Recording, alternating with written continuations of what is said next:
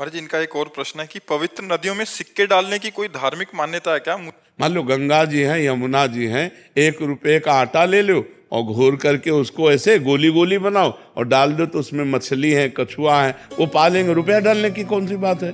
अरे रुपया के किसी के को वस्तु पदार्थ खरीद के दे दो, रुपया गंगा जी में यमुना जी में डालने की जरूरत है? कोई शास्त्र आज्ञा नहीं है, ये सब मनमानी आचरण है। जब डालते तो मैं मना करता हूँ कि भाई क्यों डाल रहे, तो वो बताते नहीं है, बोले तुम्हें क्या मतलब है, सब डाल दे। नहीं, आजकल लोग मनमानी करते हैं। हम कहते हैं गंगा जी, यमुना जी, इनमें जैसे आप है ना 1 रुपया 2 रुपया 4 रुपया का आटा ले लो और उसकी गोली गोली बना के डालो, तो छोटे छोटे जो जल जंतु होते हैं वो खाएंगे, प्रसन्न रहेंगे, उनका भरण पोषण होगा। रुपया डालने से किस काम में आएगा?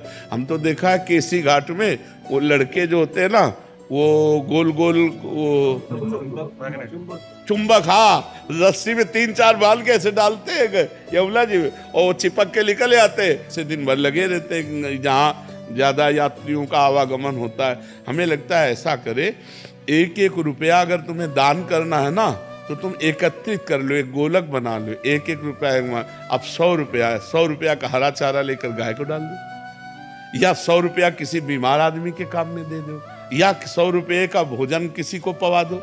गली कूचे में बैठे हुए ऐसे लोग गरीब हैं जो हम पर दया करने के लिए बैठे, भोजन पवा दो। ऐसे रुपया फेंकने से क्या फायदा है जी।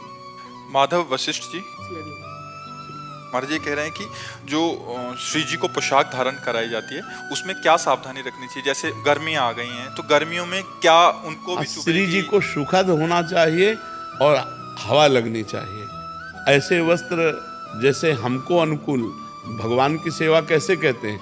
देह भाव से।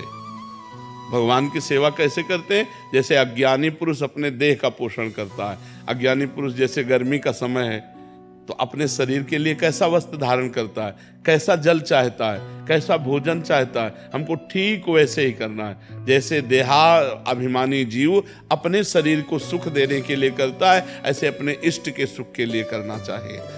लक्ष्मण जी के लिए आया है कि सिया राम जी की कैसी सेवा करते हैं, जैसे जीव अविवेकी पुरुष शरीर ही। जैसे अविवेकी पुरुष अपने शरीर को सुख देने के लिए, वही गर्मी, अब जैसे सर्दी है तो पानी को हम उतना ही गर्म करें, पहले अपने हाथ में डाल के देखें, फिर श्री जी को स्नान कराएं।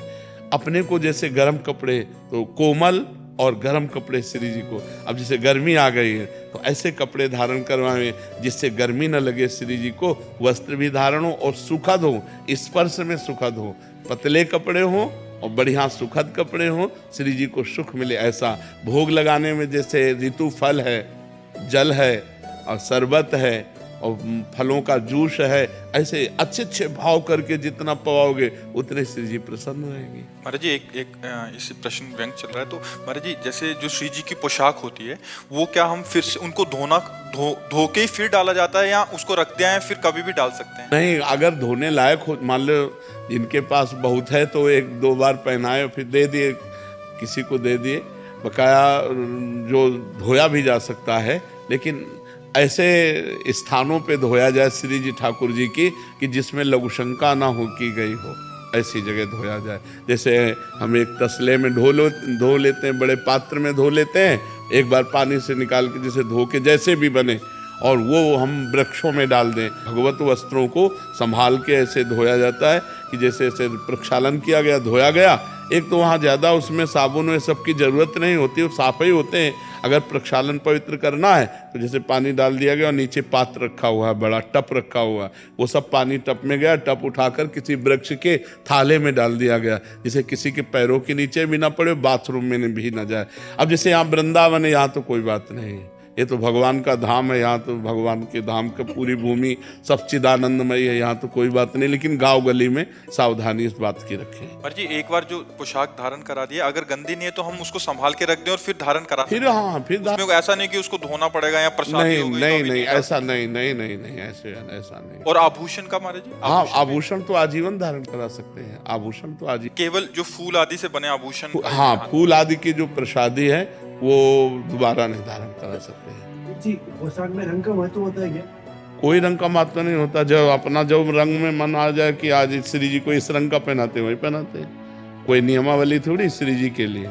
हमारा मन आ गया, हरी देखा तो आज हरित पहना देते हैं, आज लाल पहना देते हैं, आज काली पहना देते हैं, आज पीली पहना देते हैं। आए काले वस्त्र पहनते हैं, क्यों नहीं? अमावस्या को तो काले वस्त्र धारण करते हैं हमारे प्रिया प्रीतम, अमावस्या को तो काले वस्त्र धारण करवाते हैं प्रिया प्रीतम। अरे यार, अपने भाव के विषय है, उनको कोई कपड़ा चाहिए क्या? हमारे भाव जैसे बनते चले जा रहे हैं। वैसे गर्मी का समय था, ठाकुर जी की सेवा करके शयन करा के जयमल जी गए, तो ऊपर छत पे गए, बंगले पे अपने राजा थे, तो हवा आ रही शीतलता, उनके मन में आया यार ठाकुर जी को नीचे शयन करा के हम ऊपर से हवा ले रहे हैं, ये तो ठीक नहीं। तो ठाकुर जी के लिए अलग महल बनवाया, और ऊपर जैसा अपना बंगला वैसे सब खिड़की से हवा आ रही, सब ऐसे पूरा राज दरबार की तरह जाली पड़ी हुई और गद्दा लगा हुआ शयन कक्ष, पूरा शीतल कक्ष बनवाया, शीतल। और रोज शाम के जा करके प्रिया प्रीतम का शयन कराते, जो श्री विग्रह था चरण दबाते और शयन करा के आते, और सीढ़ी हटा देते कि कोई वहां पहुंच ना पावे। उनकी पत्नी ने विचार किया ये क्या चक्कर है, रोज सीढ़ी लगा के ऊपर जाते हैं, अलग महल से पूछ सकती नहीं भयवश, उनका कुछ ना कुछ तो गड़बड़ है। उनको शंका हुई कि कुछ ना कुछ तो गड़बड़, मतलब किससे मिलने जाते हैं, क्या है व्यवस्था ऊपर, और किसी को जाने नहीं देते, स्वयं वहां की सेवकाई करते थे।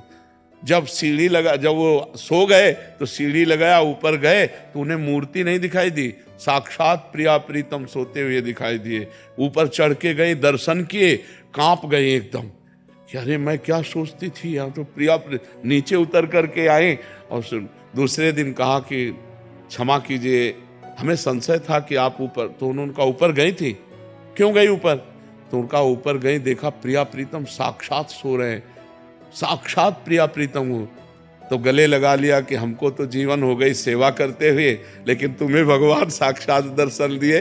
भगवान तो भावना, प्रिया प्रीतम साक्षात उनको दर्शन इसलिए दिए कि मैं सेवा स्वीकार किए हूं। क्या भावना? यार हम तो खुले में सो रहे हैं, प्रिया प्रीतम नीचे सो रहे। तो ऐसे ही भावना, जैसे गर्मी का समय है तो रायबेल, गुलाब, कमल, ये फूल ले लिए और सैया लगा दी, रायबेल की बिछाए, ऊपर कमल की पंखुड़ियाँ, ऊपर गुलाब की, और उसके ऊपर प्रिया प्रीतम के लिए एक कपड़ा महीन बिछा दिया। सुगंध, शीतलता और प्रिया प्रीतम भावना, ये भावोत्सवेन भजताम रस काम धेनु। हम तुम्हें कैसे बताएं, बिहारी जी के जो डलिया लगाते हैं ना, इनसे रात्रि में फूल मांगते जा करके, तो 2-2 फूल दे देते, और वही जाके रोते हुए कि हम गरीब भिक्षुक, प्रभु हम आपके लिए क्या सैया लगावें। तो ऐसे ऐसे तोड़ के फूल 2-4 और ऐसे करके, और जब श्री जी को शयन कराते तो ऐसा हृदय में लगता कि साक्षात श्री जी शयन कर रहे हैं। क्योंकि एक दैन्य भाव था, एक पैसा पास नहीं, मांग कर फूल लाए, तो जो भाव बनता था ना कि मुझ गरीब की प्रभु सेवा स्वीकार करो तो भाव अगर आप 4 गुलाब के फूल लिए और 4 पंखुड़ी ऐसे डाल दिए और भावना की कि प्रिया प्रीतम की मैंने सैया लगाई, तो प्रभु सैया को स्वीकार करते हैं। भावोत्सवेन भजताम, प्रभु कह रहे भाव का भूखा हूं मैं, और भाव ही एक साल भला त्रिभुवन जिन्होंने रचा, उनको क्या चाहिए? आप सोचो, हम सबके दाता तो वो हैं, हम उनको देंगे क्या? लेकिन हमारा जो भाव है वो स्वीकार करते हैं।